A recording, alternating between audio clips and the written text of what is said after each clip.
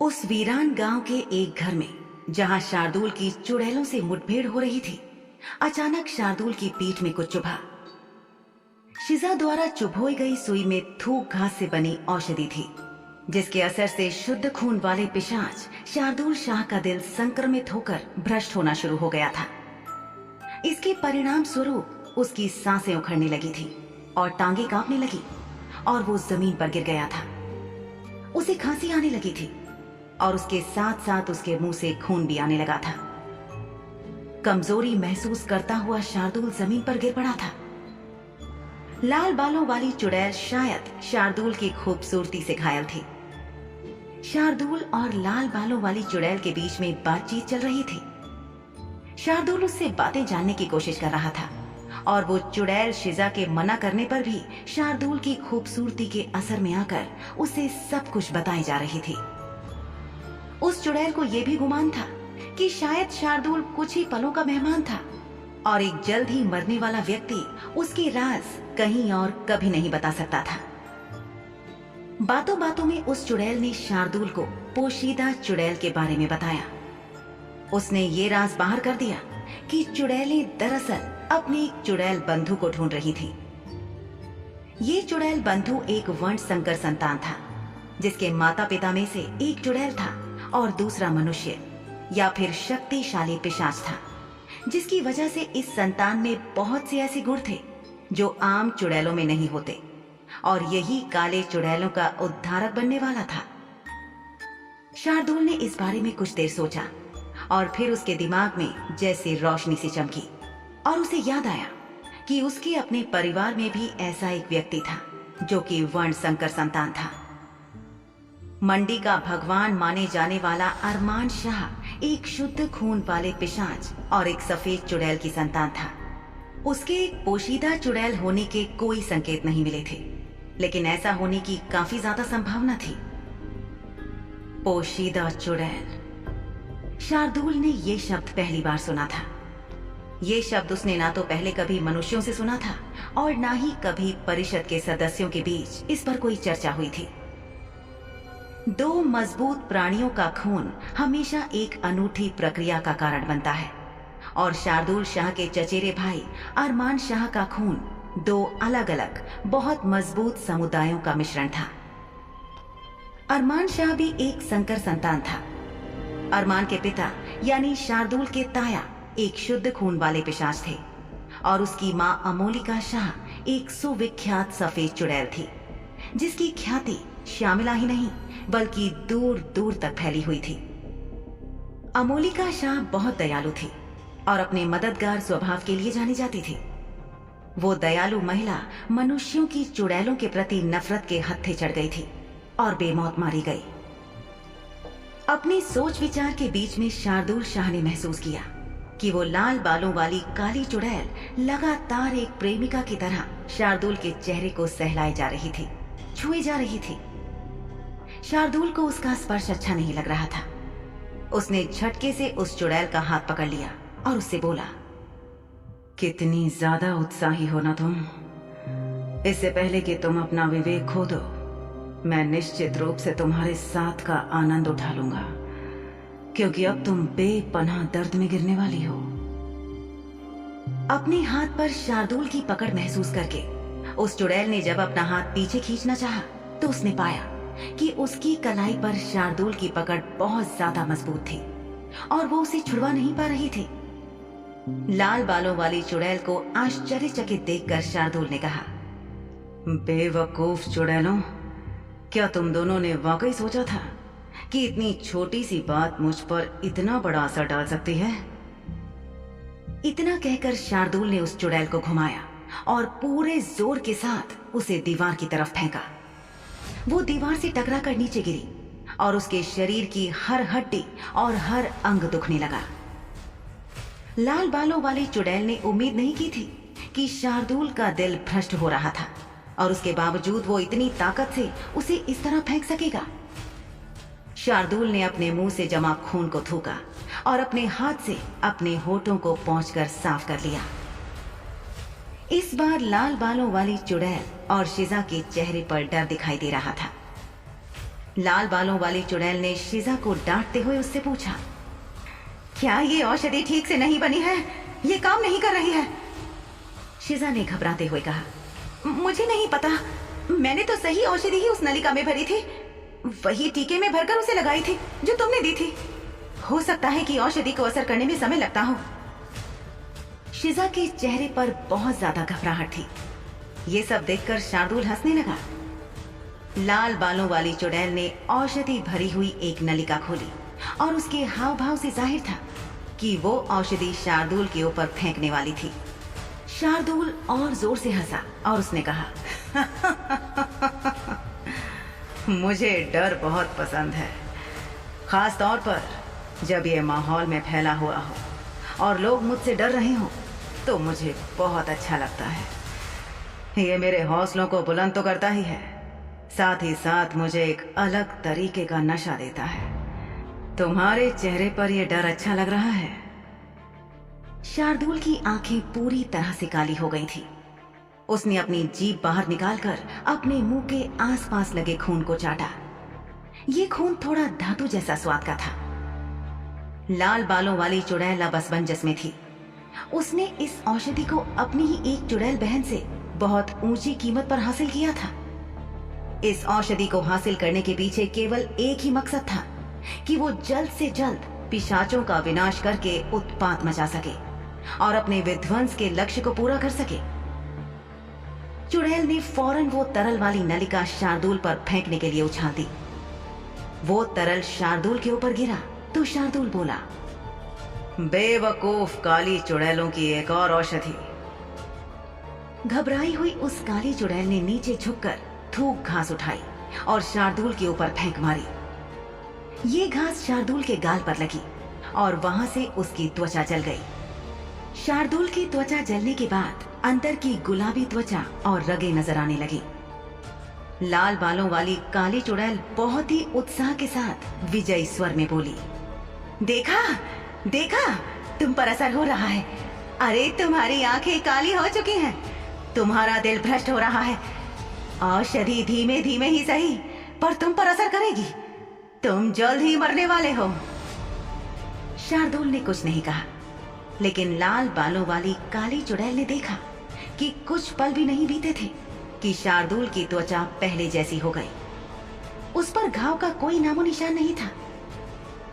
थूक घास फेंकने से उसकी त्वचा जहां से जली थी वहां अब लग रहा था कि जैसे उसे कभी कुछ हुआ ही नहीं था। लाल बालों वाली चुड़ैल ने खुद इस औषधि का निर्माण किया था, इसलिए इसमें कोई गलती होने की संभावना उसे नजर नहीं आ रही थी। वो चिल्लाई, तुम एक संक्रमित पिशाच हो, तुम्हारा दिल भ्रष्ट हो रहा है, तुम पर जल्द ही असर होने लगेगा, औषधि जरूर असर करेगी। शार्दुल ने उसका मखौल उड़ाते हुए कहा, क्या तुम्हें अभी भी इस बात पर यकीन है? काली चुड़ैल ने झुककर दूसरी तरल की बोतल उठाते हुए कहा, तुम्हारी आंखें काली हो चुकी हैं और तुम्हारे मुंह से खून भी निकल रहा था और तुम खांस भी रहे थे। औषधि का असर होना तो यकीनन शुरू हो गया है। शार्दुल मुस्कुराया और उसने अपना हाथ अपने बालों में फिराया। वो मन ही मन सोचने लगा कि अब वो क्या कह सकता था। उसका अभिनय तो अव्वल दर्जे का था ही और ये बात वो जानता था। चुड़ैलों को दिखाने के लिए उसने अपने हाथ पर खास खास कर खून निकाला और अपनी आंखों का रंग फिर से गहरा लाल कर लिया। फिर वो चुड़ैलों से बोला, क्या तुम यही कहना चाह रही थी? अब काली चुड़ैल बुरी तरह से डर चुकी थी। उसने खींचकर एक बोतल का तरल टीके में भरकर शार्दुल की तरफ फेंका। वो सुई शार्दुल की गर्दन में जा धंसी और तरल उसकी त्वचा में रिसने लगा। शार्दुल ने उस सुई को खींचकर निकाला और जमीन पर फेंक दिया। फिर उसने तुरंत अपनी पिस्तौल से गोली चलाई जो उस चुड़ैल के माथे के बीचों बीच लगी और वो जमीन पर ढेर हो गई। अगले ही पल उसका शरीर मिट्टी के कणों में मिलने लगा और गायब होने लगा। अब शार्दुल शिजा की तरफ बढ़ा, जिसके माथे पर पसीना आ चुका था और चेहरे पर हवाइयां उड़ रही थी। उसने अपना थूक निगलते हुए घबराकर गिड़गिड़ाते हुए शार्दुल से कहा, कृपया मुझे छोड़ दो, इन लोगों ने मुझ पर कोई जादू कर दिया था, मैं अपने होशो-हवास में नहीं थी। मैं शिजा, मुझे कैसे मार सकते हो? मुझ पर तो यकीन है ना? मुझ पर रहम करो, मुझे मत मारो।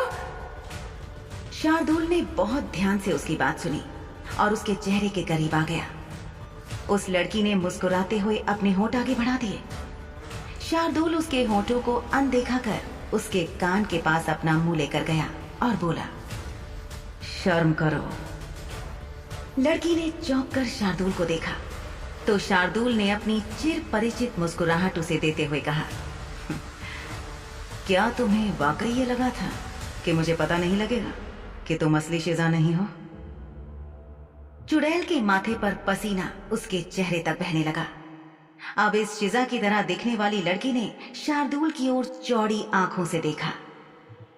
वो अब भी अपने चेहरे के भावों से बहुत मासूम और अनभिज्ञ बनने की कोशिश कर रही थी। शार्दुल ने अपनी उंगलियां पिस्तौल के ट्रिगर पर जमाई और बोला, मैं तुम्हारे समुदाय को खूब पहचानता हूं।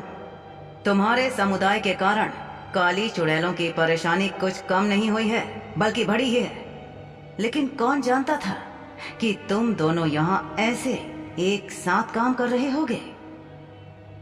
उस लड़की की मुस्कान गायब हो गई। एक और कोशिश करने के लिए वो शार्दुल से रिरियाते हुए प्यार से बोली, आप मुझे मार नहीं सकते शार्दुल। इतना कहकर शिजा का रूप धरे खड़ी उस लड़की ने शार्दुल के पिस्तौल को छुआ और उसे खुद से दूर धकेलने के लिए तैयार हो गई। लेकिन शार्दुल बिल्ली और चूहे को खेलने के मूड में नहीं था, खासतौर से तब जब उसकी असली चिड़िया कहीं और थी। मुझे शाह साहब या शार्दुल साहब कहने के बारे में नहीं सोचा। मैं अपमान को आसानी से नहीं सहता हूं। शिजा का रूप धारण करने वाली रूप बदलने में माहिर लड़की ने कहा, मुझे नहीं लगता कि अब आपको इसकी जरूरत है, क्योंकि हम दोनों जानते हैं कि मैं आपकी प्यारी लड़की नहीं हूं। शार्दुल ने बिना पिस्तौल हटाए कहा, चुड़ैलें अपनी शक्तियों को वापस पाने के लिए मनुष्यों का उपयोग करने की कोशिश कर रही हैं। इसमें तुम्हारा क्या योगदान है और क्या फायदा है?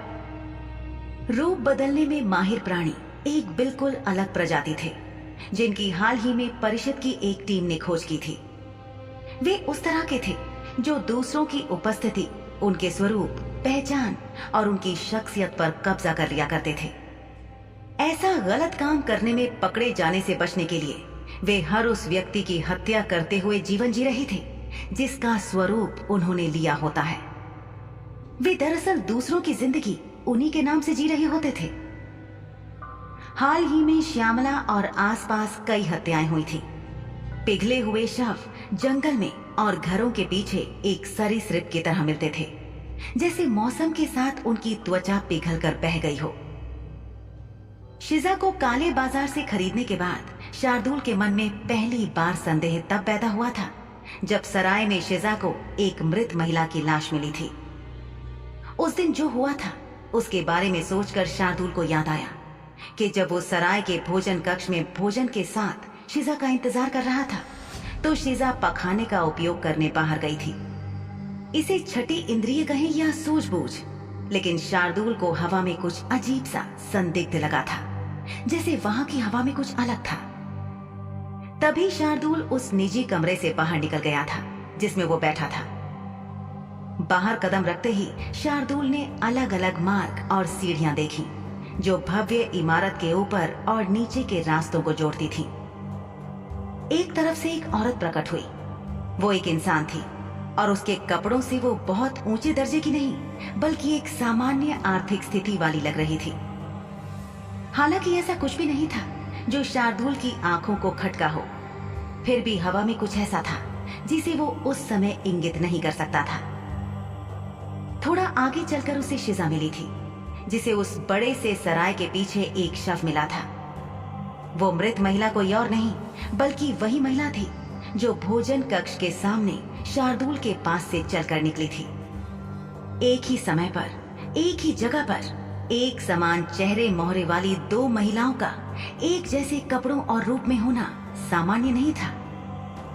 जब शार्दुल को पता चला कि एक प्राणी समुदाय है जो आकार बदलने की क्षमता रखता है तो उसे माजरा समझ आ गया था। उसने सिरमौर के राजा जगत प्रकाश को इस मामले की सूचना दे दी थी, क्योंकि वो ही श्यामला और आसपास के इलाकों के भी राजा थे। शार्दुल ये सब सोच ही रहा था कि रूप बदलने वाली लड़की चुटकी लेते हुए बोली, क्या तुम सब कुछ जानना नहीं चाहोगे? लड़की ने आगे कहा, मैंने सबके बारे में बहुत कुछ सुना है और ये आश्चर्य की बात है कि मैं तुमसे यहाँ मिली हूँ। तो तुम कुछ जानना चाहोगे? तुम बोलना शुरू करोगी या मैं तुम्हारे भेजे के परखच्चे उड़ा दूं? उस रूप बदलने वाली लड़की ने अपने होठों पर जीभ घुमाई और बोली, मुझे जाने दो और बदले में मैं तुम्हें ऐसी जानकारी प्रदान करूंगी जो तुम्हारे होश उड़ा देगी। क्या शिजा का धोखा ले लेगा शार्दुल की जान?